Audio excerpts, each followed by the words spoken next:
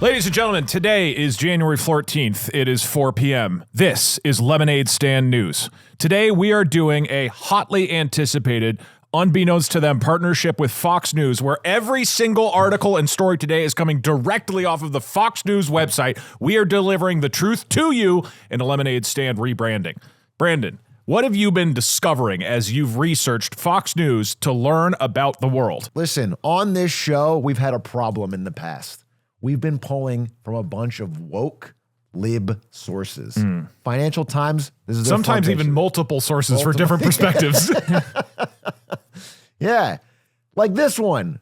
Financial Times, the main story today is some bull spit about IBM shares plunging. Who cares? Boo. Go to the next one. New York Times, something about Trump's flip-flop on the Strait of Hormuz. Bias. Boring and bias. And woke.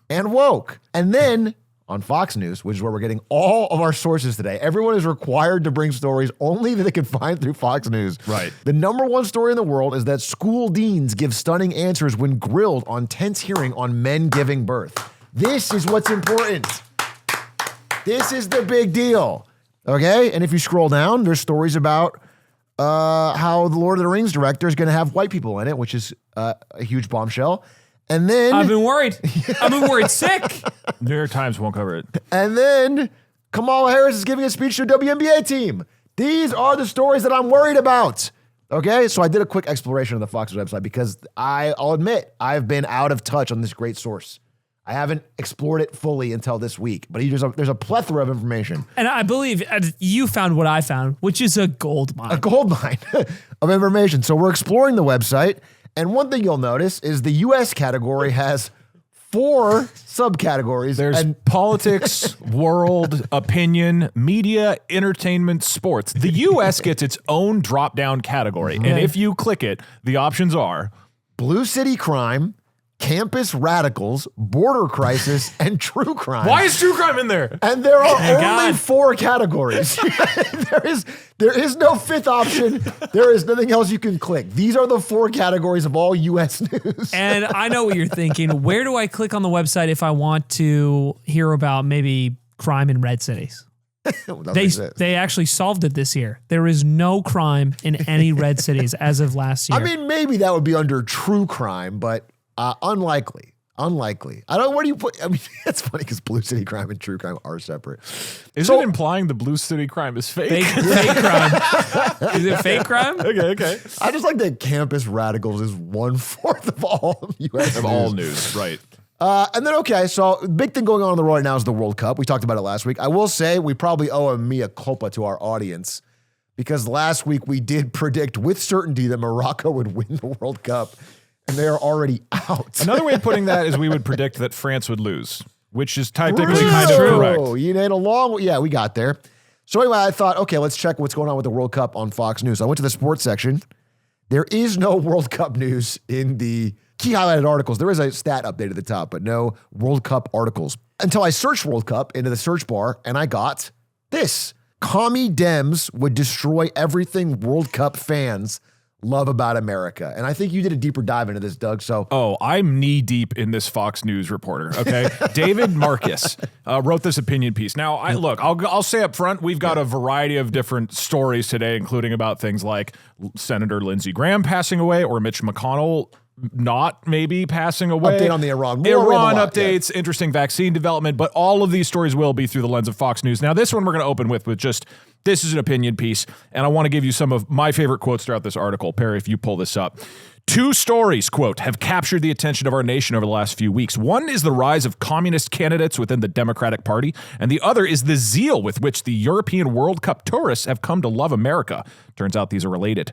Now, this is actually a phenomenon that has been happening for people. It's like on Twitter and YouTube. I've seen various videos of like British guys like Joss and Jay-Z. I don't know how to say their names. This was recommended to me, this YouTube video of these guys talking about their experience at the World Cup in America and how it has defied their, stereotypes of what America is like.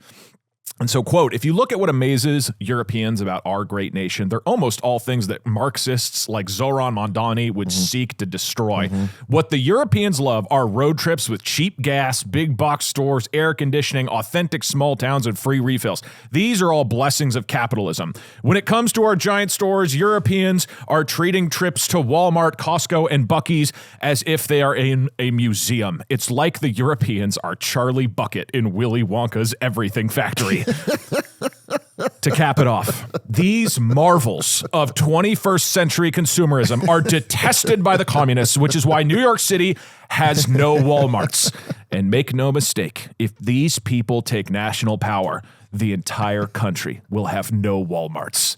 Now, most of the comments, as you can imagine, are in strong, staunch support of this and attacking socialism. There's one comment from OpWe01, which says, I do not believe in the human-caused climate crisis. Where my house was built was a prehistoric ocean millions of years ago before humans even existed. Where did that ocean go? Climate changes are facts of the Earth's cycle. So, now this is like an interesting phenomenon that is happening of, at least on social media. I've seen a ton of, let's say, Europeans visiting America and being like, this cool town is awesome. And that is genuinely a really cool thing. And one of the sentiments that I heard, which I thought was heartwarming actually in this video by these two British guys, was them talking to Americans who were saying, this is before we lost in the World Cup, but who were saying, I hope the World Cup never ends because it feels like people are actually united under one thing right now and that we aren't back to like screaming at each other and divisiveness. And there is a real sense of heartwarmingness, and I just hope the commies don't ruin it. Me too. Yeah, you know, it's funny. I saw these videos. I think the first wave of these videos was awesome. The first wave was so cool, but then they got so popular that there's like this, there's people doing it obviously for likes, and then they pick up like a fucking piece of trash in America and they go, this is the coolest trash I've ever seen. And then a bunch of people will give it 1 million likes and they're leaning it. It feels so pandering. Have you been in a Walmart though? It's hard not to just. It's so funny they chose Walmart. If you one of the most dystopian things. I mean, I guess it is. It is a real product of capitalism, to be fair. If you had to pick between the two, I mean, Walmart or like the Louvre. Yeah, I would pick Walmart. Where would you every go? day of the week. Oh, I know Walmart probably has groceries. If you could live in a Walmart, would you live there instead of moving to Sweden? Like if they set up a little room for you? Oh, absolutely. Okay. Absolutely. If they set up a room in a Walmart, you would live there over Sweden? Yeah, I mean, it has probably all the same perks.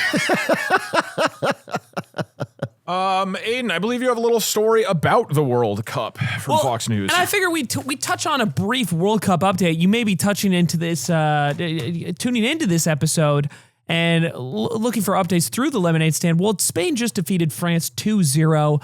I did check out a small article on the website the other day previewing the match, and I wanted to see what the fans and our listeners thought about the match. And there is just an array of excited opinions about the World Cup at this time of year. I really appreciated this one from John Doe 62. Soccer is boring. When does NFL training camp start? Fucking Amen. True. Amen. Look, I will speak for the true patriots who are listening here. Fucking true. Unironically, NFL so much better.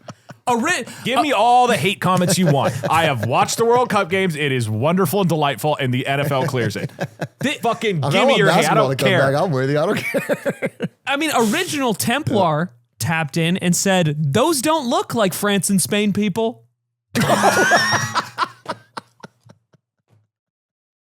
And they're in back. Templar, They're in back had to weigh in and said many of the Switzerland team are definitely not folks that are from Sweden.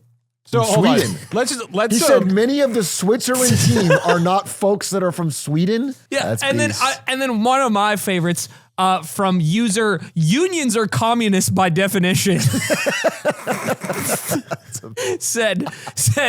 Oh, you found my account. Yeah. I believe that's yours. Yes. I believe that's your username on a lot of sites. A lot of sites I use that. It's a powerful username. A communist nation versus a socialist Nazi nation.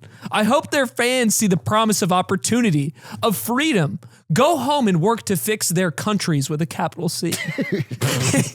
and I read that comment. I was like, I'm so happy this event's bringing so many people together. Yes. And two, Amen. I made me think, which one of them is the communist nation and which one of them is the socialist Nazi nation? Oh, of Spain and France? Between Spain and France. That's a great question.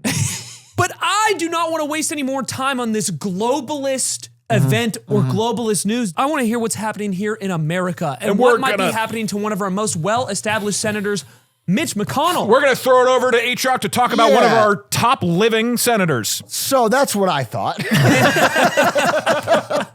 We like to talk about people who are alive on this show. That's Go one ahead, of our biggest Atrioc. things is people that are alive. People are alive. Dead people won't talk about them. Not interesting. Just not interesting to us. And before we started this Fox News journey, one of the top stories I heard rumblings about was there's something with Mitch McConnell. So then once we got Fox News only, that was the call. Right. I was like, let me search on here and find out. Here's the thing. This is a weird thing that I noticed. If you search for Mitch McConnell, they will talk about his prolonged absence, but only through the lens of AOC. Every single Mitch McConnell article on Fox News makes sure to do it through the lens of AOC thinking it's weird or bad. And then when I go to the comments, they're just mostly about how AOC is whataboutisming whatever problems are with Mitch McConnell and how she doesn't get in touch with her district at all and how she had to get a GoFundMe to get an apartment and how she was saying how Biden was brain dead or didn't know that Biden was brain dead. So here's as far as I can tell, because they kind of bury it underneath the AOC stuff, is that Mitch McConnell has been missing in action for over a month from his Senate duties. And recently, after many people asking what the hell was going on, posted a proof of life photo of him holding today's paper, but has not. Oh, he did? He posted a photo? Well, someone posted a photo of him with his wife holding today's paper. Okay. Which is a good thing for a senator to do, so that you know they're alive. Right. But has not been seen. Are the eyes open in the photo? He's squinting. Maybe we can find the photo. So I guess we can't look at the photo unless it's on Fox News. So yeah, I couldn't find it on Fox News, but he is seemingly alive, but has not been voting or showing up for senatorial duties. And there is growing action. Now, what's interesting is, even according to these articles, some Republicans have spoken up against it, like wondering what the hell's going on, including Thomas Massey before he's on his way out. And those are not mentioned. Only AOC is mentioned as the one Well, lens. she is the predominant figure commenting on the news. It only makes sense. So, I don't know. I guess I'm interested in it. Mitch McConnell not being able to vote, right? There's the photo. You can see. He's smiling. He's trucking. he looks alive. He's cooking. No, he's definitely alive. And he's got the paper. That being said, could theoretically taxidermied. There's no movement. Mitch McConnell's wife is Weekend at Bernie's. Yeah, she's like got a puppet string back there. Yeah. I don't know. Mitch McConnell does insist that he is going to serve the remainder of his term, which ends in 2027. So healthy as an ox, I assume. Fantastic. But you know who's not healthy as an ox? Yeah. Linsey Graham. How unhealthy is he? Over to Aiden for our next living. I shouldn't say that. Sorry. As it turns out, Linsey Graham has passed away rather unexpectedly due to a tear in his aorta. And reflecting upon this on Fox News, lots of articles about his rocky relationship with Trump over the years and how it transformed into one of rock solid friendship. Rock solid friendship. I thought it was really interesting because the article that I was going through on Fox News really told you the full story of how much they didn't like each other. Within the context of this like Republican senator passing away, this article spends a remarkable amount of time giving you it doesn't like it literally giving you the shitty things that Trump has said about him historically. Really? Does it include the things that Linsey Graham said about Trump? Yeah. So Okay. their relationship started a long time ago when they were running for president in the Republican primary at the same time in 2015. Long time ago now. And Linsey Graham, you might remember, once likened Trump's potential candidacy to being shot in the head. And Trump, 9 years ago, he also mentioned to a crowd in South Carolina at one point that Graham was a, quote, disgrace and, quote, one of the dumbest human beings he's ever seen. Trump adding, I don't think he could run for dog catcher in this state and win again. This is all from the Fox News article. This is Trump wild. continuing, I really don't. Other than that, I think he's wonderful. That's the same quote. I mean, wait, I have this quote from Linsey For Graham. audio listeners, we're looking at photos of them like hugging and smiling and giving thumbs up together in the background. Packaged between these quotes. Later on, Trump at one point getting so angry with Graham that he leaked Graham's phone number online. Wait, really? Yeah. Wait, They included that in the article? what? In his like death article? Dude, this is all in the article. I have to fucking this. Trump leaked his phone number because he was mad at him? Yeah. What's Yeah. your phone number again, Aiden? It's Don't mute it. Don't mute it. Don't bleep it. and your address is. Okay, well, yeah, different time. But it's interesting because after settling into that first term, you know, Graham tried to build up a more positive relationship with Trump at the time, seemingly successfully so, and that's where the strength of their relationship started to form. However, on January 6th in 2021, when the riots occurred on Capitol Hill, Graham, and it was interesting because it did say riots in the article. Really? Which Fox surprised News me. articles? In the Fox News article, it said riots. I didn't know they're getting woke. Maybe we have to find someone else. Graham turned his back on Trump, quoted saying, "Trump and I, we've had a hell of a journey. I hate to end it this way. Oh my God, I hate it. From my point of view, he's been a consequential president. All I can say is count me out. Enough is enough." That's right after January 6th. And this is right after January 6th. But upon Trump's reelection, Enough was not enough. and you know, the one thing that I remember Linsey Graham for is that he loved to rebuild relationships with people that he just felt sour about. and Trump also, interestingly enough, remembering Linsey Graham as of the past couple of days, had also said that reflecting upon Linsey Graham's career in life, he had one bad moment in the January 6th thing when he stood up. All right, now I've had it. That's it. I can't do it anymore. Then he called me about 40 minutes later and said, "Did I really say that? I can't believe it." And he took it back. So I give him a 99.9 instead of 100. I'm He sorry. said that at his death? In response to his death, he said that? It's like yesterday. Dude, Said it's that's crazy. yesterday. I got a Linsey Graham quote here from his social media from 2016 where he said, "If we nominate Trump, we will get destroyed and we will deserve it." And then I'm looking at your article here. "I want to thank the big guy God," Graham said during a speech last month. "Trump comes later. Mr. President, you're not far behind God, but we're going to start with him." Well, the thing is, to his credit, by the time he said that and had won that Senate race again, Graham had already 180'd his support on Trump during his second term, kind of walking. Well, apparently he 180'd 40 minutes later, according to Trump. Yeah, very quickly.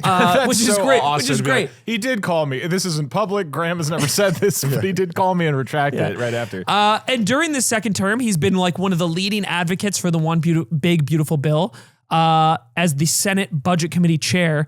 And he also championed Trump's flagship election integrity legislation, the Save America Act. And for those who don't know, that act is meant to provide deeper citizenship verification on voter rolls nationwide. It's also meant to require that states share their voter rolls in a federal database, which I'm sure will have no negative consequences, and generally more strict photo ID requirements enforced by the federal government for all in-person and absentee Linsey Graham voting supported this, is what across you're the saying? states. And Graham was one of the biggest supporters of this bill, trying to push it forward for Trump because, you know, other than the 2 times that he's, you know, publicly denounced him in the past and said that he hates him, he's been very supportive. Yeah, of course.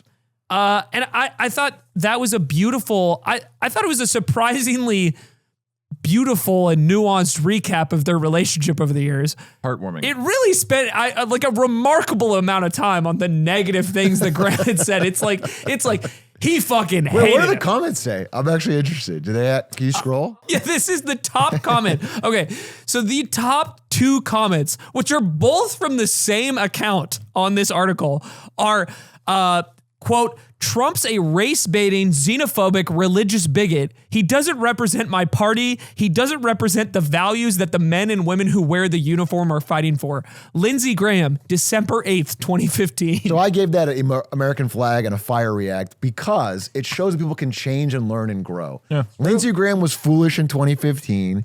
He adapted, he learned, he grew. What would you say, maybe either of you guys know this, are the most like notable things that Linsey Graham was known for people who are maybe not as tapped in? Linsey Graham was extremely focused on American interventionism worldwide. He's anti-isolationist. Isn't he like very pro support Ukraine, pro support Israel? Yep. Yeah, very. Isn't he pretty like classically? My mental image of him is like the classical idea of like a neocon. Yeah. He fucks with the war. We should have a military and we should use it for American strategic interests constantly. It's like a Linsey Graham.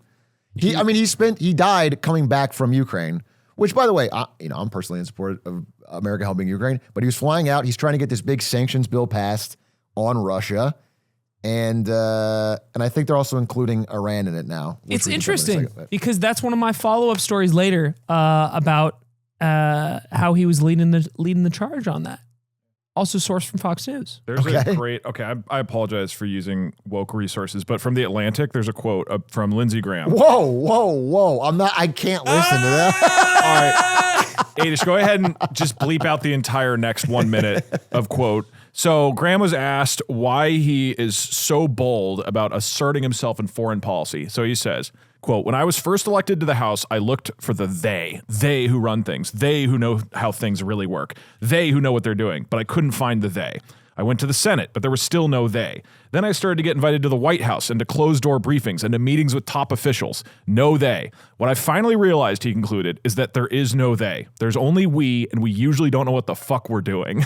That's not comforting. I mean, this reflects my experience in every corporate gig ever, which is that from the outside, you're like, why are they doing? And then you get inside and you're like, oh, this place is a clusterfuck. No, it's duct tape and everybody string, is just improvising as they go, and really there's no idea of what's going on. So, took that and then grabbed it by the... reading about Linsey Graham. There was a tribute to Linsey Graham written by Benjamin Netanyahu of Israel, who said that he was saying that Israel needs to wean itself off of U.S. funding. And he's like, I'm going to get rid of it. And then he said, my good friend Linsey Graham came up to me and shook my hand and said, no, don't. You have to take the funding. That's awesome. It's like if my parents are paying you allowance. I'm like, no, you got to take my parents' money. Take it. You have to take it. Okay, but on a more serious note, there are some real pieces of news that we're finding today, and you had one I think you found through Fox News. Very funny that Mitch McConnell's alive, but let's get to something serious. Let's get something more serious. All right, so the 21st Century Road to Housing Act just finished, and from Fox News, quote, Trump takes an unusual step and lets a bipartisan housing bill become law unsigned amid Save pressure campaign. So this actually ties into what you were just saying. Trump has been pushing, along with others, for the Save America Act, I believe is the name, which is all about the voter ID and such. He's doing a huge, apparently, I found this on Fox News literally, there's going to be a nationwide televised address Thursday night for him stumping for election interference and needed for the Save ID Act. So it's a big push coming up to the midterms. Right. So I will give an overview of what this is and then give you the truth, which is the quotes from Fox News. So this is an actual good story of our politicians did a thing that everybody wants, which is great. So earlier this year, we started voting the Senate and the House on this bill, again, called the 21st Century Road to Housing Act, although it's taken multiple forms from both sides. This is genuinely bipartisan and has a whole bunch of different things that are going to help improve housing in various different aspects of the country. In June, the House voted 358 to 32 to pass this. And in July, just now, the Senate voted 85 to 5. You'll notice that doesn't add up to 100 because some senators just don't show up to work. For some reason, The Mitch McConnell thing, he just doesn't show up to work. It doesn't say anything. Just to be clear, that the reason, someone getting sick when they're old is not the problem. The problem is that he literally disappeared for a month and didn't say anything until so much pressure built from both sides of the aisle that he had to post a proof of life. And there was no investigation, no follow-up, nothing. You just stopped showing up as a leader of the, anyway, sorry.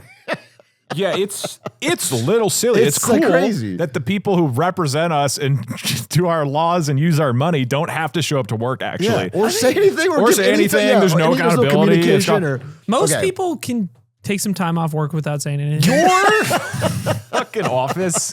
Every time you tell us about how Mogul Moves is run. Wait. You think I'm talking about me? Yeah. I have to tell people that I'm taking time off.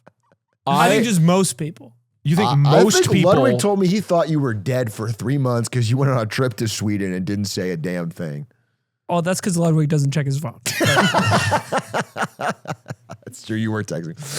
Okay. All right. So this bill, I'm going to give some, I think, most interesting pieces of it that I found. But first... I heard good things about it. Fox News, what I was saying, I heard good things about this bill. Yeah. But I heard that Trump was temporarily blocking it or refusing to sign it. Yeah. The bipartisanpolicy.org has a good explainer of the many different things in it, but there's a lot and they're kind of hard to piece. So I will highlight a couple of these, and I think it hopefully will become clear why this is fairly bipartisan. Across the board, everybody's realizing housing is a real critical issue. The bill has 100 different things that it is addressing. This is not suddenly housing is going to pop up everywhere, but it's tackling a lot of different things. Here's a couple really core pieces. One, there is a federal environmental review that we have called NEPA, the National Environmental Policy Act.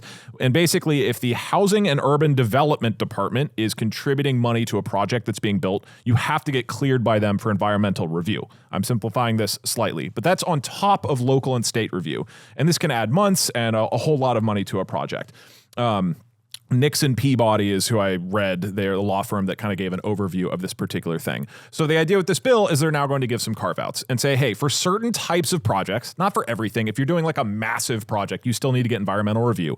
But if you, for example, are making affordable housing and the government is helping fund that, that's most likely going to be exempt now and you get to move through your process faster. If you're constructing infill housing, which means in a city, if there's a plot that is unused or it's currently not being used in some way, and you want to convert that into usable housing, build something, that now is no longer going to have to go through as much process on the federal level. Rehabilitation projects, converting office buildings to residential developments, there's a bunch more. So this part of it doesn't suddenly make housing appear, but if you think about, most housing built in America is not federal. Listen, I'm a 72-year-old Fox News loving boomer. Own my own home. Well, you're a little older than that, but when I look 72. You're a 72 looking. I'm a youthful 72. You look a young 72. I'm a young 72. I own my own home. I bought it through hard work and grit for $120,000 in the 70s. Absolutely. And it is appreciated. Am I hurt by this in any way? No. Okay, so here's the pitch for this. Because I'll get real angry if I am. No, and that's fair, And Trump has said repeatedly that he wants to make sure that people's home values don't go down. If the Department of Housing and Urban Development is not going around making the suburban homes that you probably bought, okay? These types of projects are things like affordable housing that are hard to get built because by definition, you are selling the homes for cheaper, right? They're not going to build these affordable housing units near me. They're not going to be near my house, you're not in right? a city, which probably you aren't. You're probably in... I'm in the burbs. Good. All right, good. And I'm happy with it. Yeah, there are so just to be clear, they're not going to be near his house. Because I don't even want to see him on my drive. I don't. You know what? I'm going to have to do. The Fox News article didn't go in depth on whether my drive will have. Actually, where does he live again? And then we can check this off, Aiden. Let's not include any specifics. So it does look like on. That it should be clear of the affordable housing. Black box over the mouth, too. I don't want anyone showing up at my damn place of residence. The reason this stuff is important is not because of the person buying a new home in a suburb, but because projects like affordable housing are the most likely to need federal assistance, right? And these regulations were making that like even more prohibitive to build, and that is now clearing that. So the type of building that is most likely to need funding assistance is the type that's being cleared for this. I have a question. This is a question I don't know the answer to. Yeah. There was this fight. This passed overwhelmingly with the votes. Trump said, I'm refusing to sign it because I want you to pass the SAVE Act first for voting. Yeah. Then I heard it passed anyway. Yeah. He backed down. Yeah. So is this law? This is happening. This is law. This just passed. So I'll get to that piece in a second. Sorry. So I'm describing the bill, and then we will say, did it pass or not? I mean, the answer is yes, but in a weird way, it passed. So I will highlight two more quick things that are like, cool, this is great. Well, kind of. One is we banned institutional investors from buying homes. Quote from Trump, homes are for people, not corporations. He personally pushed for this. Beast. And that is beast and cool, right? Except it's only for large institutional investors who have 350 or more family homes. So I think it's a real easy villain to say that institutional investors like Blackstone are buying all the housing. And that's not really true. So if you pull this up, Perry, this is from Cotality. So not Fox News. This is your source. This is bullshit woke. But this is looking at the actual investors who buy homes. I'm getting a little uncomfortable because this is a source that I just am not familiar with. I don't trust this source, but I'm willing. I'll hear you out. I like that we've stayed true to one so far. Yeah. Like that's been really easy for me. Yeah. Okay. I'm going to hear you out, but I'm also in my head thinking, not Fox News, right? I'm like, it's like a little bit. Think of what I'm doing right now is building a giant steel man that we'll dismantle with the comments in Fox great. News. Excellent. All right, this is just start like putting in bullets to strike all of this down, okay? Even though this is something Trump personally supported. Right. Okay, so if you look at this right now in 2025, in terms of every year, the number of homes that are bought by investors rather than like single families, it's about 30%. So 30% of new homes. That's a significant number. It is a significant number. That's a lot, right? That's totally fair to criticize. And you can see here, it's basically fluctuated up and down. The pink line is the non-investor purchases, as in like, families, and then the investor purchases has been here. But if you look at what investors actually breaks down as, the large and mega investors, these are the companies that have 100 homes or more. They're only actually buying about 5% of homes every year in total. It's actually the medium and small investors that are buying like 25% of it. So to put this simply, the vast majority of quote investor purchases of homes are actually by really small landlords. It's by people who have like 1 to 10 homes. That's the vast majority. And you pull it down. I've heard this too. I heard like Airbnb flippers are a much larger percent than like a BlackRock. People buy a bunch of these and they try to rent them out and then. Yeah. So of the 86 million this is from batch data, of the 86 million single family homes in the USA, 20% are owned by investors, but of that 90% are by small investors. Only 2% of all housing is owned by these big investors. And as a mom and pop investor who owns 349 homes, I'm a little worried this is infringing on my right to add 2 more. I'm a mom and pop investor with 248 homes, and I'm actually not worried at all. Right. Well, you've got some wiggle room, but I'm approaching my cap here, and like I think there's a simple man who wants to own 400 homes, and I don't understand why. There's funny ins and outs with this, right? Because on paper, his quote and outlook on this is actually a positive thing. I think there's the issue of like, to what scale is this problem a reality? I think even if the percentage is small, you can find instances of institutions like BlackRock. Forgive me, this is not from Fox News, so tread carefully. Yeah, I'm trying to. BlackRock controlling a housing supply in a specific area, or like a park of like small homes, or the majority of homes in like a town. So they're able to influence the market in that particular area in a really negative way, even if they don't have like a significant stake in homes when you consider the national market. Yeah. That makes sense. Quick correction. I think you're thinking of Blackstone. Excuse me. Yep. Doesn't not matter BlackRock. a ton, but yes. But then you look at the actual function of this law, and if we were to reconcile with the data that you just presented us, I think you have to start cracking down on people's purchases of like second and third homes, which is a much more common occurrence.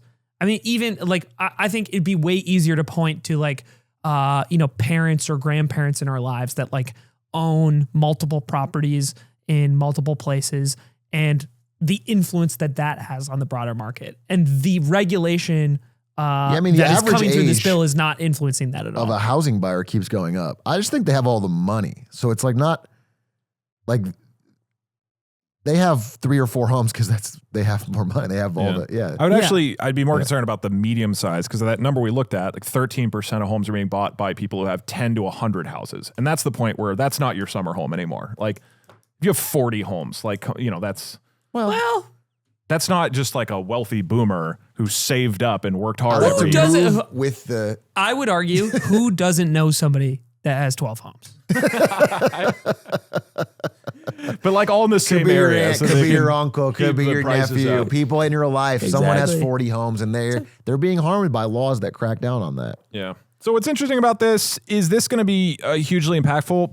Probably not. And I heard, is there zoning stuff in there? I heard the best part of this bill, or one of the best parts of this bill, is that it like has a carrot and stick thing for states or local governments to reform their zoning. Yes. Okay. Okay. So yeah, third thing to highlight, there's 2 things. There's a new fund that they're adding, which is like $200 million a year that's going to go to localities that actually increase the amount of housing permits or completions.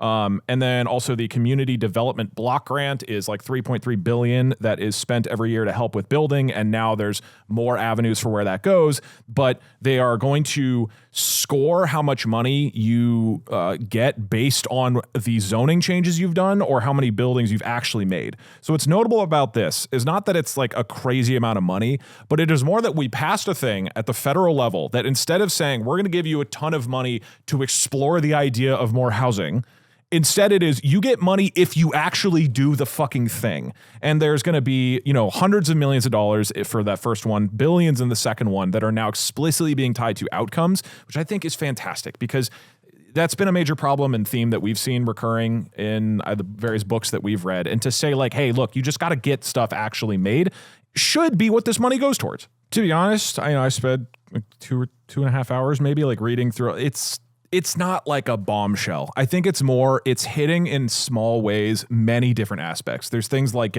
blowing restrictions on modular housing being built that were in place, which felt really weird and arbitrary. There's more stuff for veterans. There's a whole bunch of pieces of this that are hitting thematic things in small ways. It's not the housing is fixed now, but it is a bipartisan. This is helping alleviate pressure in many different areas. There's a ton of them. I think it's great. Like it is, and again, super bipartisan. Like almost everybody was on board with this. So now let's go to what happened with Trump.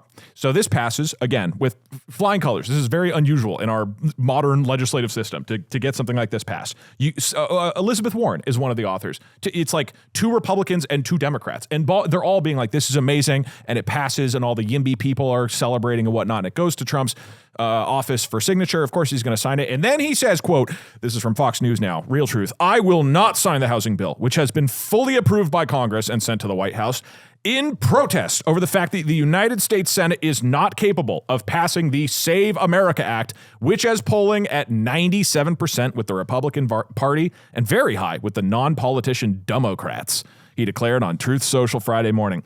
Trump went on to call the housing bill, quote, a big yawn, adding, compared to the Save America Act, just about everything is a big yawn. And at one point, he called Senator Warren Pocahontas again, like on a different Truth Social thing. Well, you sprinkle a little salt. You got to sprinkle that in. Yeah. Yeah, he called it Otherwise, the Pocahontas bill. Yeah. He called it the Pocahontas bill despite it being bipartisan, and she was one of 4 authors. So this was sort of a shock to a number of people being like, oh my God, we passed a big housing bill. This is fantastic. We're focusing on the right things now. And then Trump doesn't sign it because he is trying to basically use this as hostage to force the Senate to pass the Save bill. And so what did he end up doing? I've never heard of this before. As we see in the headline here, he took an unusual step. It turns out that instead you have a third option. You could sign the bill, you could veto the bill, or you could just ignore it. And if you ignore it, according to the Constitution, after 10 days, it does become law. So he just ignored it, and it is now officially Maybe he law forgot. as of, I believe, yesterday. That's the trick. You I just, didn't know that. I didn't know that. I awesome? thought you had to sign or veto. I didn't know I there was thought not signing was a veto. That's what I always thought. I thought by not signing, That's the veto. That's the veto.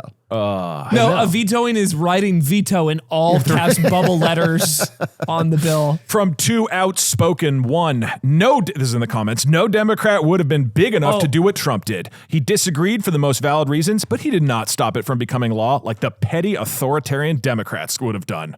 He did what the majority wanted, not what he preferred. Even though, and then Biden screwed America, and Harris's best accomplishment was her cackle. That doesn't. Wait, if he didn't sign it, it is functionally a veto, but it passed because they had enough. They passed the 2/3 majority that you need to like supersede. Oh, it is a veto. He didn't veto it, but if he did veto it, it would have passed anyway.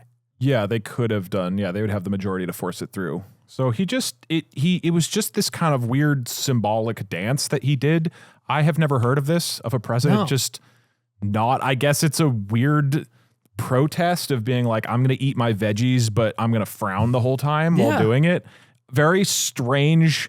It's very strange, I think, to do this on a bill that everyone likes. I shouldn't say everyone, 90% of legislators like, and then seemingly kind of piss off everybody, but whatever. The fact that he let it through is great. This law is in. It is good. It is good momentum. It is not saving the world, but it is some bipartisan stuff that slowly moves us in the right direction. I'm really glad this got through. Support for this episode comes from Serval AI. Both of you know about my long-winded career in IT. One of many careers you've introduced. Prior to esports, prior to this That's show. just not true. No, maybe you don't know very much about me and you aren't a very good friend. You ever consider that? And the thing I hated the most when I worked in what IT. was it you hate most working in IT? Admittedly, it's that I spent so much time doing these menial tasks and I couldn't do other things like I wanted to read the news, read books in my free time. And if I could have automated those tasks, I would have had more time to read. That's why you moved on to podcasting. And then I ended up moving on to podcasting. Okay. Well, Serval AI, Aiden, allows you to build automations in plain English. Instead of drag and drop workflow builders, you can describe all sorts of IT products or workflows that just get things done. That means faster support and fewer tickets, slowing everyone down. Serval AI is specifically designed to eliminate repetitive tickets so that you, as an IT person, can focus on strategic work instead of constant firefighting, which is certainly true of all the IT people I have spoken to, and apparently you as well. Doug, I can't imagine shortening my workflow without involving consultants somehow. Actually, Aiden, you can learn more about Serval AI or start a free 4-week pilot at serval.com/lemonade. That is SERVAL.com/lemonade. Serval.com/lemonade. You have so much to learn about me still. He spent Do you know what I did before years that? in I think it's nice to have such a solid base for stories all in one platform like this. And a story that's been confusing to me recently has been the Iran war. Because I tune in. I open the New York Times. They got a different headline about it every day. Damn it's day. open. It's closed. It's open. It's closed. We shot some people. They shot us. What is that? What does Fox News have to say about this? My New York Times. New York Times, stop telling me like it is, and give it to me straight. Yeah, give it to me straight. I want right. someone to explain to me what Fox News has to say about the Iran war. And ideally through a headline and not through substantial information. Okay, the Iran war. So the Iran war has been a very big piece of news lately, and I wanted to figure out what was going on through our news source, Fox News. So I went back and I looked how they've covered this Iran war through every stage of the process. Good. So back in March, Iran is losing this fight. Do we have it again? Losing this fight tremendously. Got that? Iran's under mounting pressure. Epic fury advances. Reagan-style peace through strength is back, March 12th. This Iran war is closer to its end than its beginning in April, okay? Later April, the Iran regime's at war with itself at this point. That's nice. So we're off the hook. Yeah, we're off. If it's a war, it's only between themselves. Then by June, they've agreed to give up their nuclear weapon ambitions. So it's like the military strike worked, and now they're giving up. Then we're forecasting an Iran deal by June 8th. Then they're confident on the deal progress by June 23rd, okay? Then in July, Trump is touting very good meetings, even as Iran threatens key shipping lane. And they're now mentioning Hormuz for the first time. Then the ceasefire is over. Then we're back to blockading their ports again. Then, as of today, art of the deal, we've hit Iran with a brutal reality check as we announce an oil partnership with their neighbor. So the truth of the matter is, I don't know if you guys, we talked about this before the show. During the Iran war, we did a second blockade of their blockade. Then we had negotiations. We got rid of that blockade. And we're like, okay, you can send oil out. So the Iranians did send oil out, 80-something million barrels. It was a lot of money for the Iranian regime because we had a good faith ceasefire agreement deal. Turns out there was no deal. They just got a bunch of money. And now Trump is mad that they're still not opening Hormuz. And so he's striking them again. When asked whether it was a good idea to, I guess, go all in on this deal and give a bunch of money to the person you're fighting in a war, this is a Fox News question. Let me see if I have this right here. This is what he said. Do you have any regrets about lifting the naval blockade or giving the sanctions waivers? No, I gave them a chance. I wanted to give them a chance at making a deal. You know, we had a deal 2 days ago. It was done. And then all of a sudden, they couldn't do it. They didn't like something about the deal. They couldn't do it. And they shot first, and that was a big mistake that they shot first because we have been knocking the hell out of them. They're very difficult people. 47 years we put up with it. The SS Cole, you go back all the way, thousands of people, thousands of Americans were killed, a lot of soldiers were killed. A lot of soldiers are walking around or not walking around. I mean, they've been so badly injured. Wait, the arms, he's talking about the SS legs, Cole for face, 47 years ago. With the Soleimani, with the bomb. They call it the roadside bomb. Most people call it the roadside bomb. It's a disaster. And I killed him in my first administration. Had I not, it might be a different story today. He was a mad genius. He was probably a madman, but he was a general, and he had total control over the country. And I actually think the leaders of Iran were afraid of Soleimani. But I killed him. And by the way, with him went a very bad person also. They happened to be meeting each other at the airport. And, okay, this goes on. Okay. Yeah, okay. This is him giving the latest and greatest on what's going on. But the key is that actually he does not sound like the latest stuff. Yesterday, but okay. it's not the latest. No, it's not. Yesterday he said, okay, the second blockade is back on, and America will be charging a 20% reimbursement fee to make up for our war effort. So everything going through the Strait has to pay us 20% of what they're making. You have well, if you're really tapped into Fox News like I am, and you were checking updates on the story right before we recorded, the 20% fee's gone, baby. Yeah, it's gone. They pulled the fee. Okay, and they've replaced it with when the ship goes by, they turn around an iPad that says, give the U.S. a tip. Yeah, it's just they do it on Square now. No, I mean, you can see it here. They're replacing it with, he talked to Middle East leadership, and instead they're going to invest more in America, which counts as like, that's our fee. He said, based on highly productive conversations with Middle East leadership, I have decided to replace the 20% United States reimbursement fee with trade and investment deals that the various Gulf states will be making into the United States. Okay, so let me make sure I'm understanding what's going on here. We are blockading Iran now, and nothing gets through the Strait of Hormuz. And if it does get through, though, they have to invest in America, but also Iran is still sending drone attacks at them. So what I thought was funny from the Fox News report is the underlying basis for this is Trump is like, we have taken all of this action in this region of the world, and it's provided so much benefit to everyone that we've done this, and all these other countries need to pay us back somehow. That's the quote in the Fox News video from this morning. That's the reason for the fee. He's like, we've done so much good work here. It's time to start getting paid back. If I blew up your neighbor's house and they started getting generally upset in the whole neighborhood, I don't know that you owe me money.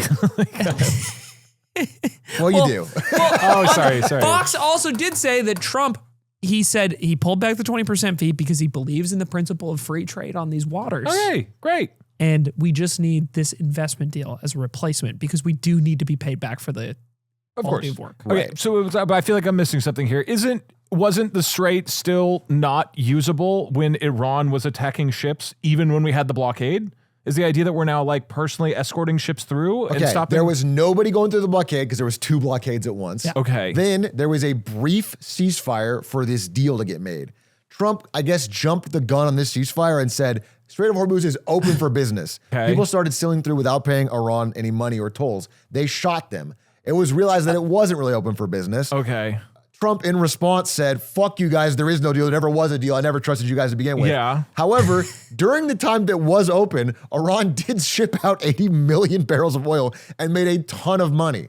So it was open basically only for them. Apparently, Iran's explanation for breaking the deal is that within the deal, it says like, to the best of our efforts, we will open the strait in order to accommodate safe passage of vessels for 60 days. Mm-hmm. What Iran is at face value, Right. you know, if you're a normal guy like you or me, you might say, oh, that's great. It's going back to the way it was for 60 days. Right. Iran's argument is there's a few channels in the strait.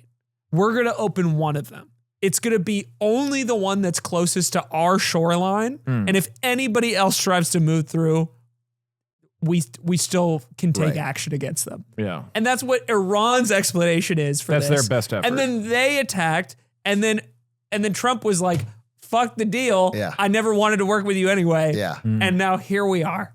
Yeah. And it was just funny because every step of the way, all these headlines and the comments with them are like, they're just on board. It's crazy how on board people, like at the beginning, I guess this is because this is not a particularly popular war to my understanding, even in Republican base. Well, actually, we'll get to that with the Joe Rogan thing in a second. Yeah. But on here, it's like, we're crushing them. It's over. We're winning. The deal's about to get done. That's great. It's about to happen. Oh, there's no deal? They fucking scum and they never deserve a deal to begin I don't with. have them up, but so I did look at some of the comments on some of the Iran ones, and a lot of them are like, this president is the first one who had the courage to actually push back against a regime. There is a lot of, if on Fox News, it's like, that is the preserved group of people for whom this war is good. I think if you're like the person that is reading Fox News in 2026 and making comments is a very different conservative than like the older. Nick Fuentes fan on Twitter. Just so much older. They're just completely different demographics. Like you could just tell. I mean, listen, I love Fox News, as I could say today, but the vibe you get on this website is that it's for the elderly. These are the oldest people. Anyway, we'll go to the Joe Rogan thing because it kind of ties in what we're saying. There's an article on Fox News that says, from Joe Rogan, said Trump fucked it up and may have handed the country back to the Dems in 2028 with an unpopular Iran war.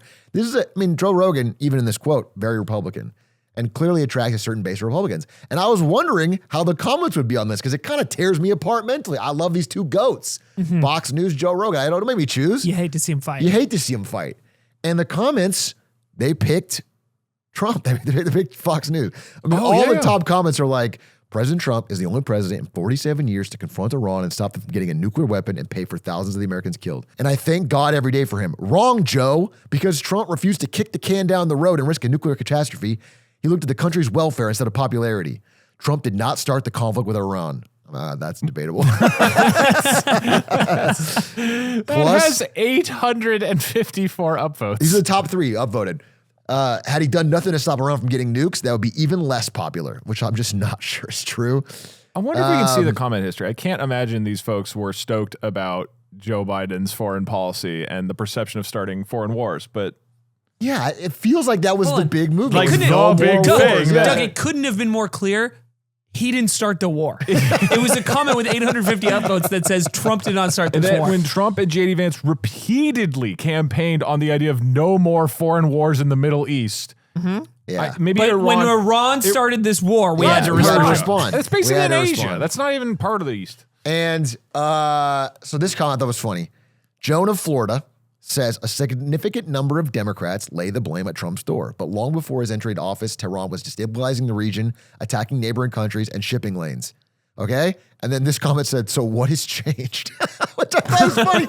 Because like, okay, if you think that is horrible and Trump needs to do something, well, so far that is exactly what is still happening. There is no progress. The war is still going on. It's funny that there's no discussion of the fact that there was this period of like guaranteed deal and it's just gone. It's just memory hold. There is no deal and the war has no end in sight. They're bombing again. And the true story, if you want an update, an honest update, not even talking about whatever, Fox News, is like in the past 4 days, we are back in open bombing, like the beginning of the war. It's like we've had as many strikes in the past 4 days as like in the beginning 4 days. It's bombs all over Iran. They're striking back on ships and in Gulf states, and nothing's changed. We have no progress from months ago on anything ending this war. I don't know if they're going to bomb harder this time, and that's the plan, but this could go on a lot longer is the honest truth of it. Well, they didn't bomb that hard the first time, so. Maybe it's an amount of bombs situation. Yeah. Maybe we throw more money at it. I know Trump wrote to Congress and is like not asking, but like saying we're going to get a new war declaration, a new 90 days or something that he doesn't need to ask Congress for, but he's asking for it anyway to like re-begin like a whole new wave of strikes. So it's day one again, which is kind of cool. It's like a fresh start, you know? We tried the ceasefire. We tried all that bullshit. Let's get back to the fresh start on the Iran war. Do you guys have, because even through the periods of time where I'm reading and trying to follow this story as closely as possible, it still feels confusing to me. And I was like, if you're paying the most attention to this every day, is there like is this more sensical than... I would say I'm paying the most attention, but my read on it is that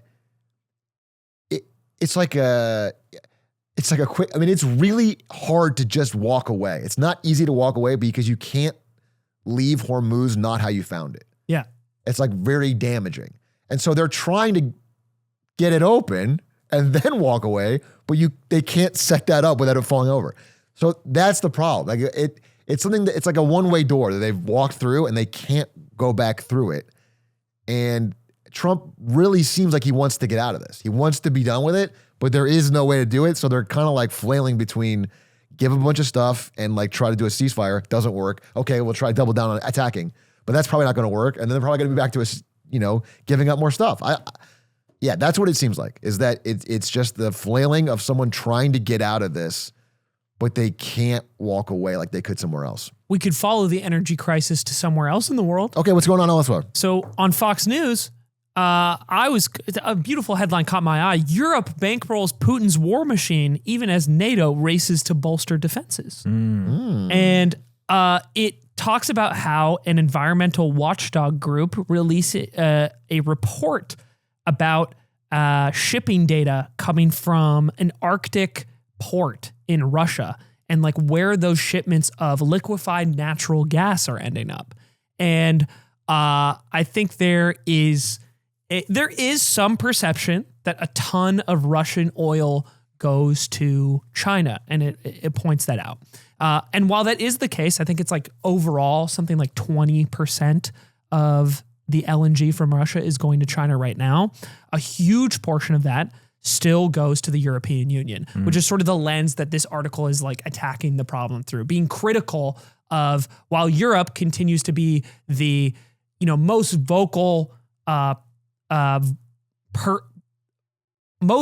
force supporting Ukraine, they are simultaneously getting a lot of their energy from Russia through this time period still. And it's presumably through boats, right? Because the pipeline was blown up? Yeah. I mean, in this case, this is a shipment from a bunch of boats. Like of the 140 looked at, 136 are going to ports in France, Spain, and Belgium, whereas only 4 of these boats of liquefied natural gas are going to China. And it's, I would say the article is very much framed as Europe being a hypocrite for continuing to do this.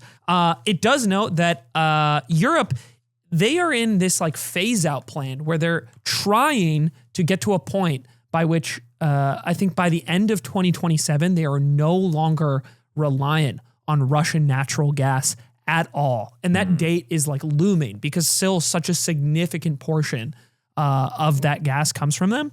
And Europe's argument against this is that like the oil coming now is from like previous contracts that we like signed before this deadline. We're not being hypocritical. This is just fulfillment of like deals made in the past, and we're still working towards this situation where we're going to be fully ready to phase out.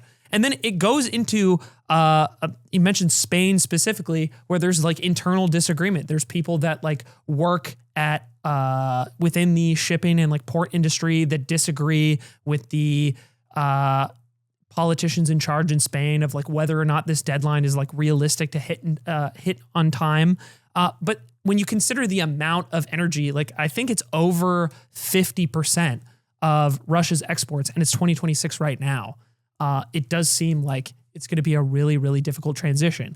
I don't know. I think this whole thing is silly because even if you I think sanctions on a country as big as Russia for oil and gas, which are untraceable commodities, it just doesn't, it's just like provably doesn't work. Like if Europe goes, we're not going to buy Russian oil, what happens is they just sell it to India and then India sells it to Europe, which has happened. Like someone buys it and they're the middleman, they take a little cup and then it just gets to you because you need it and it exists and it's a global commodity market and they put it on shadow tankers and you can't, this is what happens every time. Like that's what I was talking about is like the kind of the heroic efforts of a couple Republican senators, including Linsey Graham, right, pushing forward the effort of a secondary layer of sanctions on European countries that continue to engage with Russian energy. Oh, he was pushing for European countries to get sanctioned. Yeah, I mean, technically everybody. Okay. Technically everybody, but Europe being one of the huge participating parties of like who is in this oil market. The other thing that to add on to what you're saying, that there's way to circumvent that to begin with, is that through periods where there has been a drop in Europe's demand for this Russian LNG, they just pick that demand back up with China or Japan during those down periods. So Russia is able to maintain their level of output even without Europe.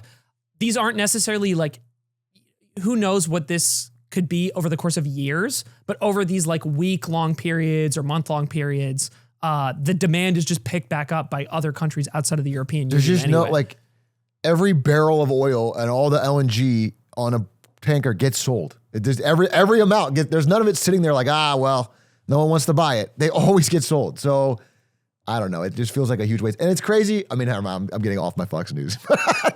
No. Tell her this. Linsey Graham wants Europe to have more expensive natural gas to help fight the war effort. But it's like easy for us to say because we have a huge glut of natural gas. So it's like the sanctions not hard for us to take part in. I think there's two layers to this. One, to give Linsey Graham a minor bit of credit. Actually, this isn't really giving him credit. Whatever. It's bipartisan technically. It wasn't Linsey Graham and another Republican guy. Sure. It's Linsey Graham and there's Democrats. From an American POV, it's like easy to say because it's not a hard sanction for us to do. But the reason that I think this is even brought up in the Fox News article, and a huge angle of the comments, surprisingly, is this is good.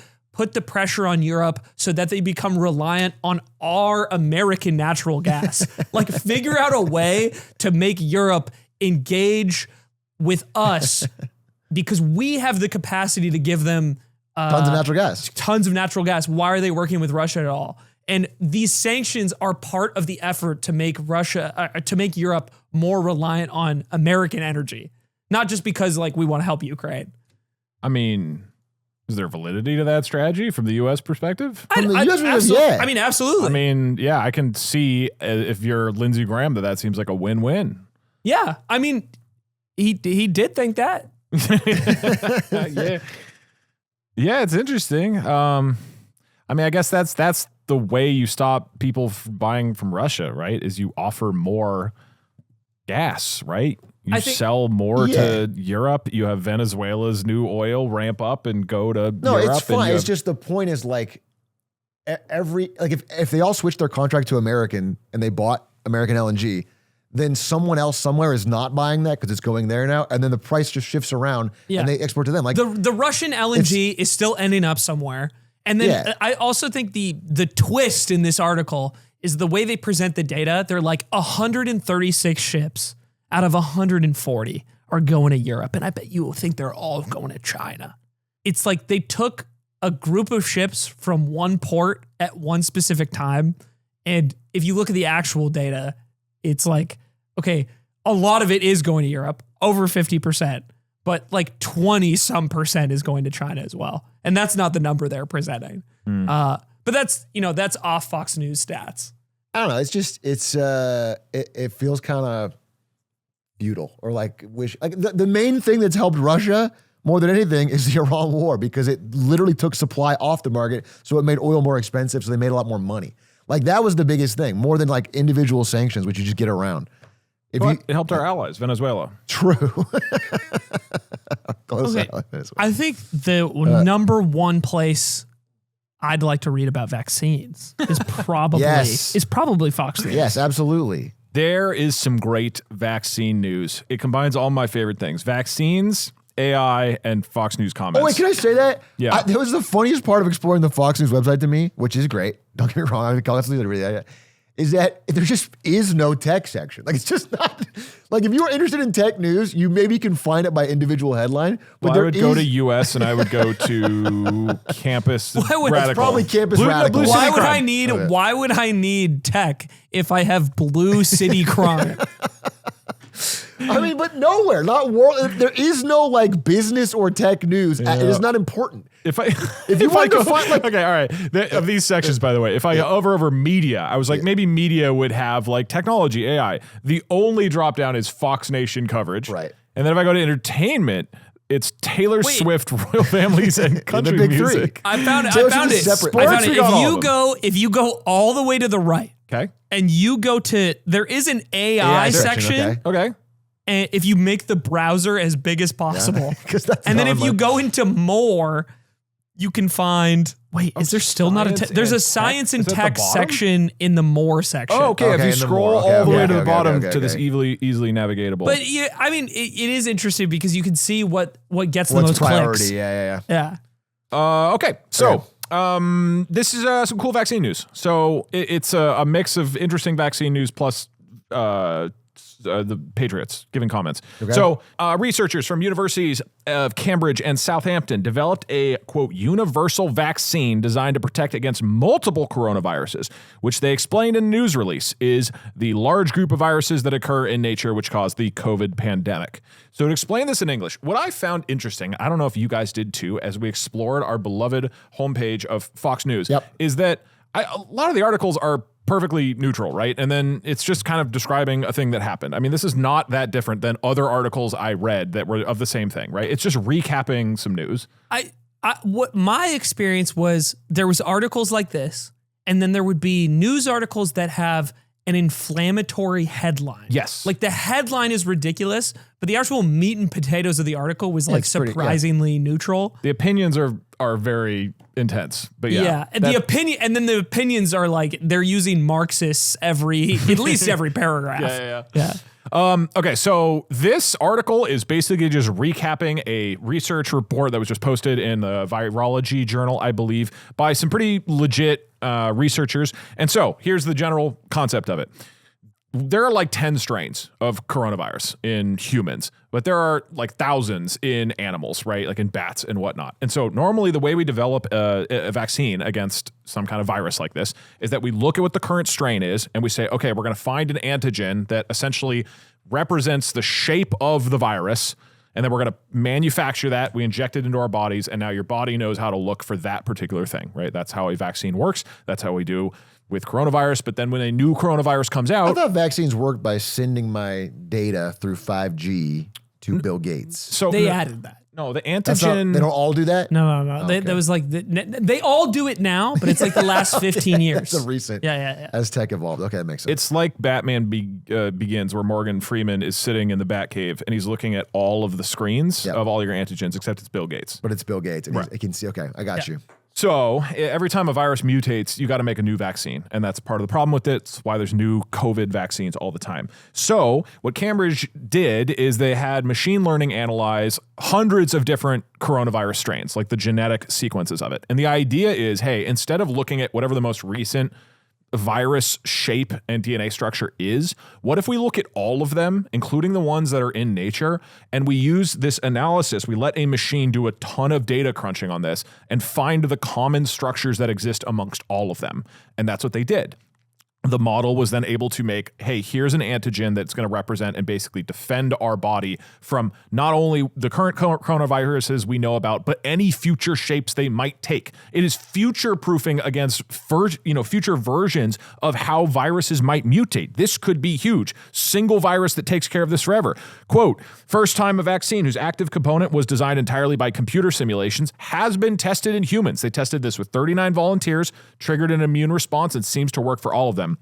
From the trial's chief investigator, Saul Faust, if we can develop and clinically advance this new class of vaccines before a virus outbreak begins, millions of lives could be saved, lockdowns avoided, and the economy preserved. We could get ahead of viruses because we can see the entire family of patterns that you see across an entire family and then prevent against that entire family and not just individual. Really cool, really interesting. Obviously, there's the question about like how involved, how do we test and make sure that something that an AI designed is extraordinarily safe, and it's in the early stages. Super minor note in this article about how it's administered with like a microfluid jet, which is like a newer vaccine thing, but that's like a minor thing that's not related to the AI. So this is really interesting. This is a potential world where, as we've talked about a couple of times, medicine could really transform with AI, not because you're talking to ChatGPT, but because it is extraordinarily good at processing huge quantities of complex data and finding patterns. So this is really interesting. So what are people in the comments saying? I was surprised by this, to be honest. I thought it would all be talking about vaccines being bad, and there's some of that. For example, fool me once, shame on you. Fool me twice, shame on me. Fauci did a lot of damage in the public's confidence in jabs. This is not Fauci. That's the wrong person. This is Faust. This is a different person. But almost all of the comments, getting back to how old the people who seem to read this website are about the way the vaccine was administered, which was one sentence and is not the point of this article and is not what AI did. Here we go. Apparently, artificial intelligence is not that intelligent. It came up with using a tiny high-pressure stream of liquid and does not require a needle. When I was in Army basic training over 50 years ago, they ran us through an assembly line injecting who knows what into our arms at station after station using exactly this method. Okay, this tiny high-pressure stream of liquid was used by the Army over 60 years ago. Let's keep going. Drafted into the Army in 1969. All of the draftees in my basic training got multiple shots with an Airstream injector. In 1969, I was in naval boot camp in San Diego. There are hundreds of people who were in boot camp almost 50 years ago whose entire reaction to an incredible new potential form of vaccine is to complain about the type of injector they used, which is not the point of the article. Anyways...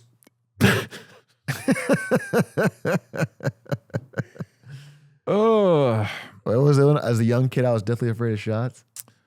This one, yeah, some people are just complaining about shots. I managed to kick one out of the doctor's hands one time. The irony is later diagnosed as a type 1 diabetic and a lifetime of needles. I hope this, quote, new microfluid jet works better than the last time it was tried in the 60s. It's just, anyway, so they're really latched onto that. It's so crazy to see the confirmation that they really are that old. They're old. It's the old, like that's what I've found is they're the wisest and most experienced among us. Across his website. They do have a lifetime of naval boot camp experience that I do not have.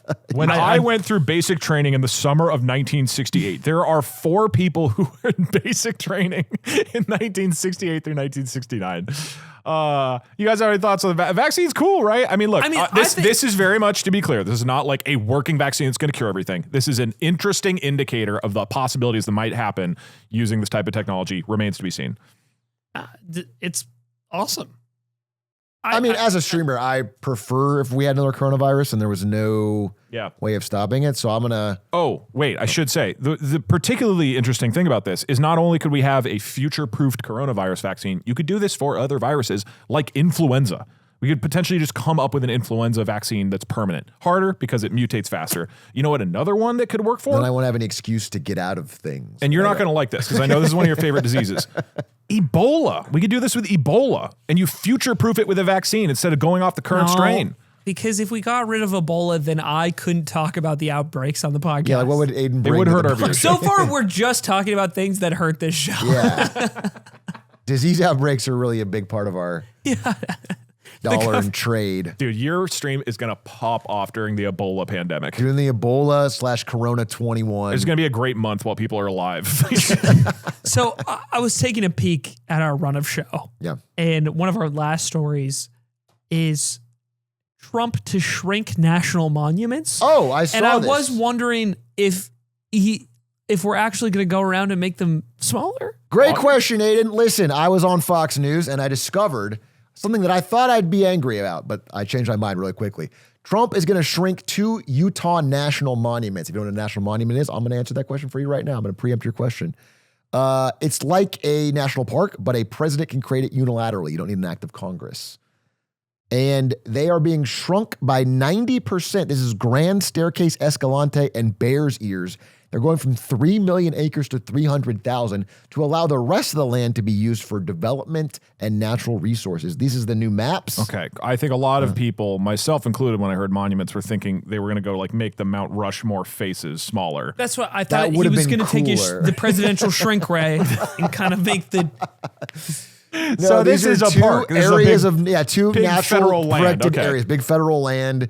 No shrink rays. No, well, on the map. How would you get the map to be smaller? That doesn't make any sense. And of course, they have shrink And rays. so this land can now be sold to developers to be used for great all-American clean coal, which is what I found out through the comments. Because I thought people might be actually angry about this one. Because a national park is a fun thing to go to, or a national monument with your family. It's beautiful, untouched, American, unspoiled terrain. Yeah. These are the top comments. Something a lot of people forget is that one of the largest deposits of low sulfur, clean burning coal is on the Grand Staircase. Long overdue. When was the last time millions of acres of land were taken in a so-called blue state the way this land was? And when they say taken, they mean they're talking about when it was turned into a national park.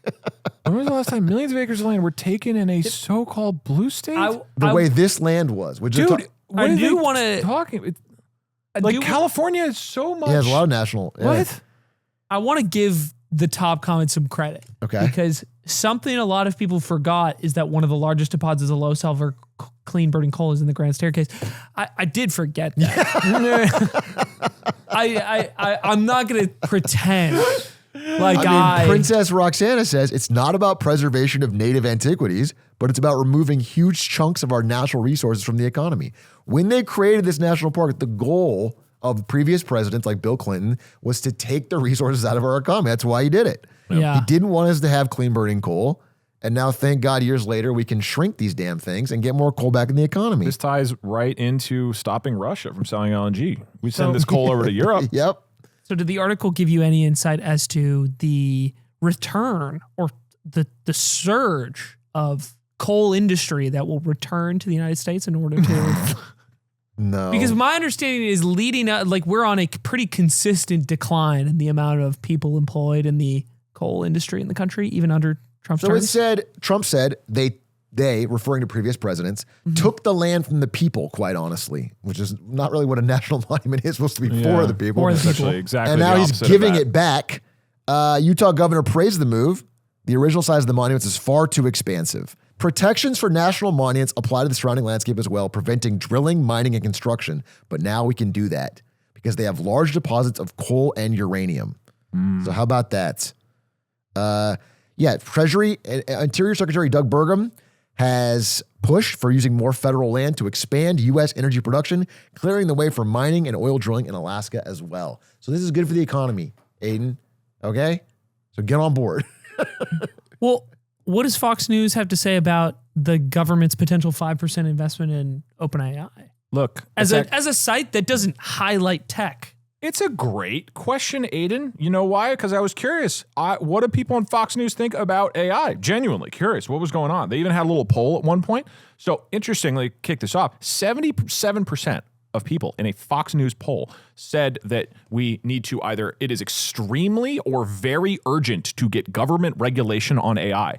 I was surprised by that. You know, most of the people in power are pretty anti-regulation at the moment when it comes to AI. But yes, okay, so this is a story that's been going on for kind of a couple of weeks now. Sam Altman, actually, I'll read the title. OpenAI's Sam Altman wants to negotiate a 5% stake in the company for U.S. if competitors agree to a key provision. He has gone to Trump, Bessent, and Howard Lutnick and proposed that the government should take 5% of OpenAI, but that all of the leading AI labs, such as Meta, Anthropic, and Google, should also do the same.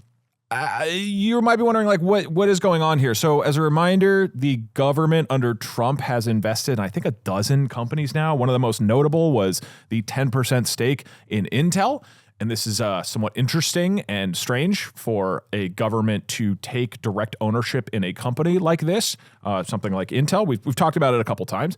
And I'm going to be honest, at first, when Sam Altman was proposing this, thought he's a fucking commie because government should not control the means of production. Government cannot control shit, right? Yeah, of we course shouldn't not. nationalize these. You shouldn't nationalize. I've seen 50 articles on here about the dangers of communism. Yes. But then So I realized that once you talk to Trump and Bessent and Lutnick, it's like, okay, well, that could make a lot of sense. And they seem excited about the idea. Trump apparently seems good with it. And so I realized probably it's like, this is America first, making sure we get the benefit from some of the companies, and we've contributed to this. Until I realized he is a fucking commie because he met with Bernie Sanders. If you scroll down or up, I don't know where you are on this article, he then went and talked with Bernie, and they had an hour-long conversation. Okay. And Bernie's been pushing for 50% government ownership of all the AI companies, right? Trump did this? No. Bernie is. Sanders. There we go. Bernie Sanders, we talked about this super briefly like a month or two ago, but he proposed publicly, he's trying to push it into Congress as well, the idea of U.S. should own half of the AI companies and, have some sort of like sovereign wealth fund or redistribute that to people. So Sam Altman went and met with him, with Bernie Sanders, and they talked this through, and apparently he's on board with this idea, which is ridiculous. It is interesting because in the financial situation that OpenAI is in, would Altman balk at a U.S. government like 40% purchase of OpenAI at its current evaluation? Because they do need cash so desperately. Well, dude, there's a lot of ways to interpret this thing.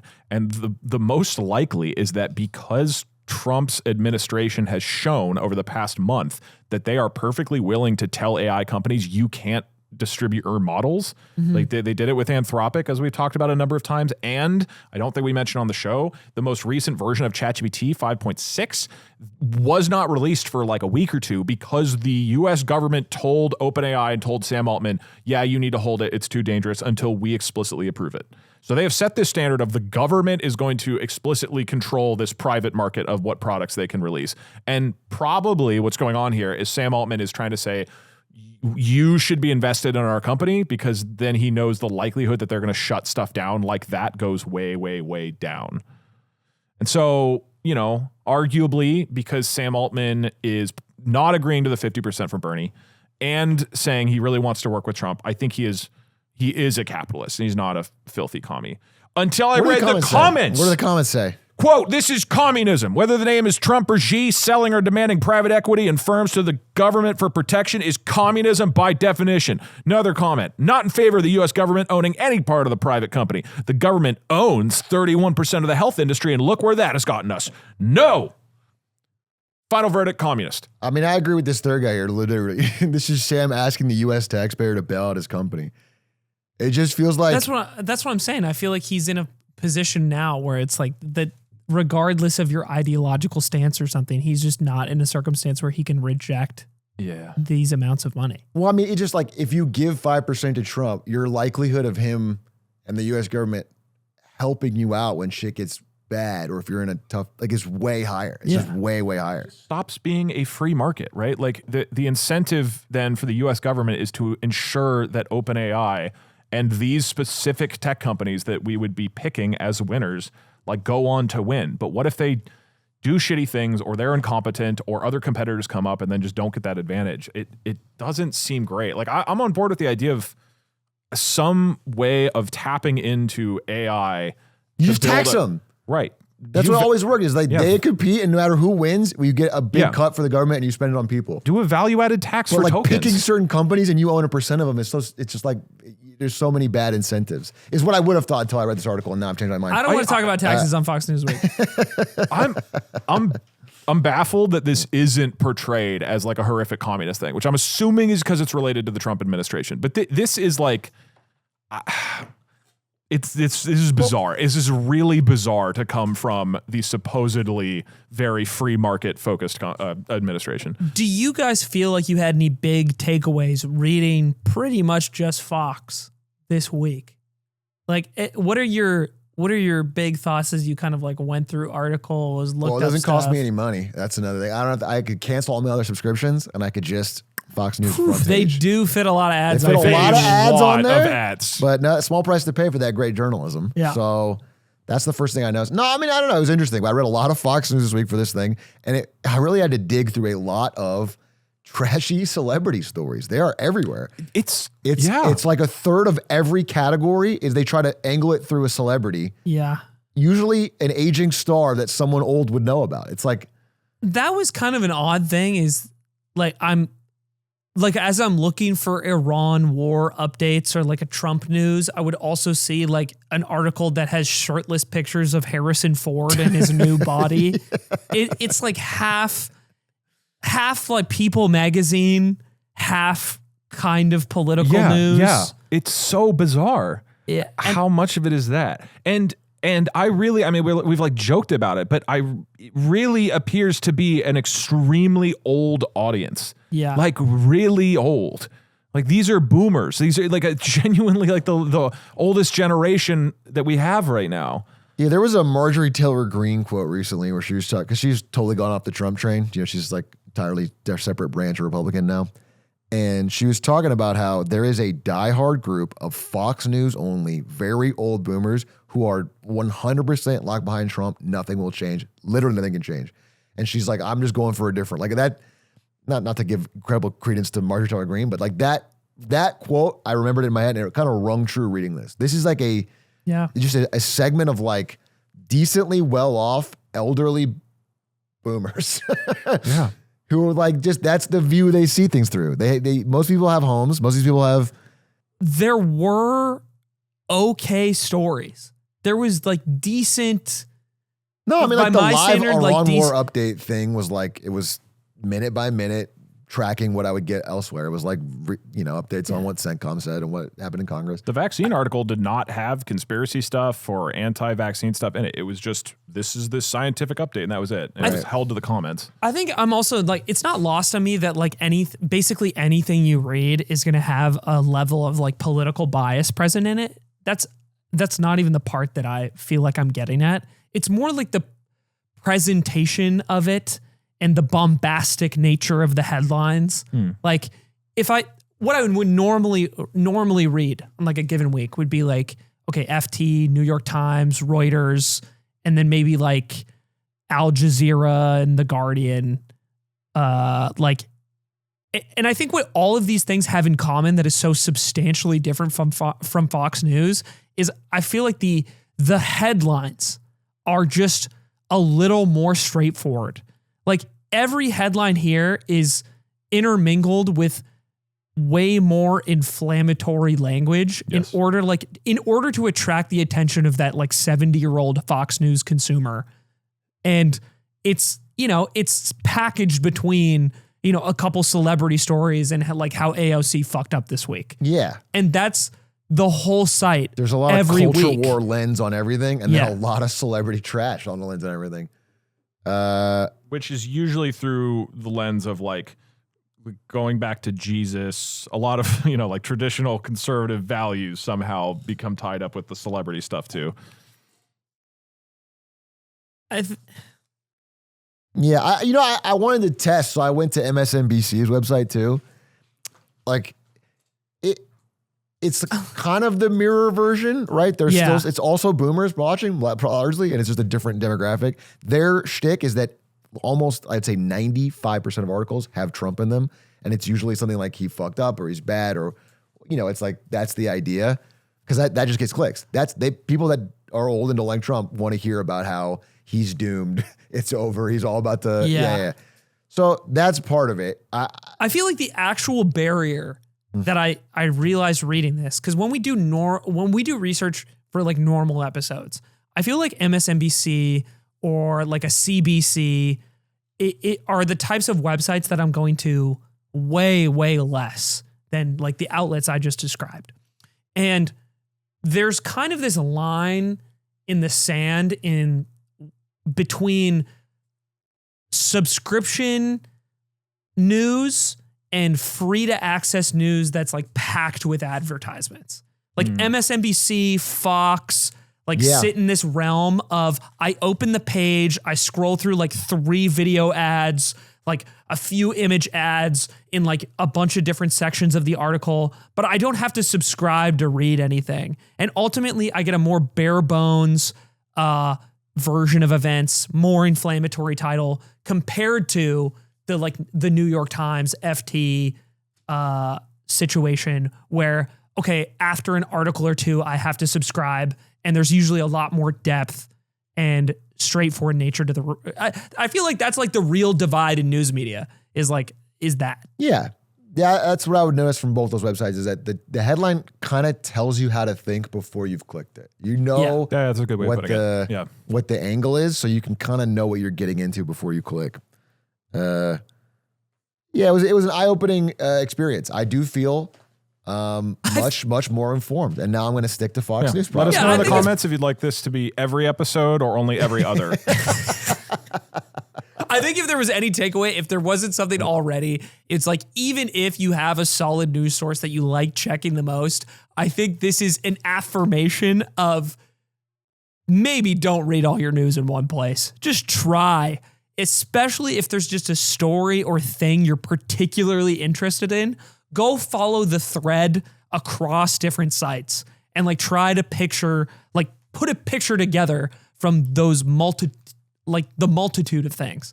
It gave me a deep insight, not a deep insight, but I get a better idea. I have some family members, extended family members who only watch Fox News.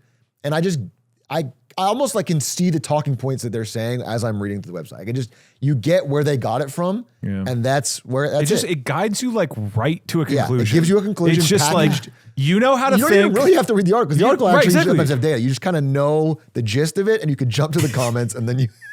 Dude, there's a great Shane Gillis bit about this from one of his stand-up specials where he's talking about having a Fox News dad and how every night his dad sits and watches Fox News until he's so pissed he can't watch anymore. And his dad's goal every evening is he needs to walk away with one fact that he can say at the dinner table.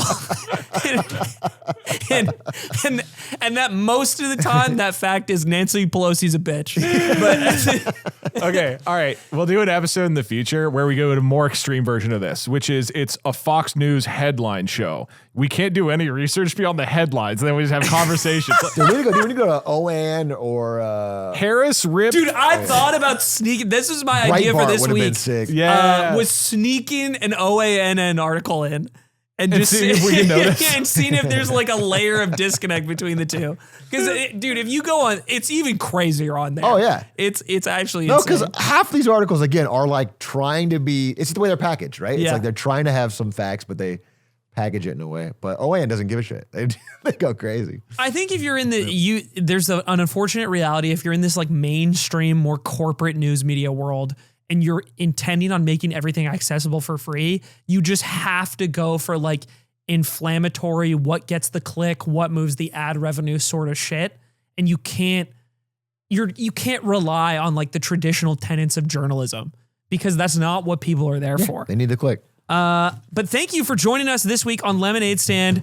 Thank you for joining us for a week of Fox News prepared stories. We hope that this helps you better connect with your conservative uncle. Yes. And if you want probably you for Thanksgiving, if you want a more normal Lemonade Stand experience for the week, you can go to patreon.com/lemonade stand for an extra hour of the show.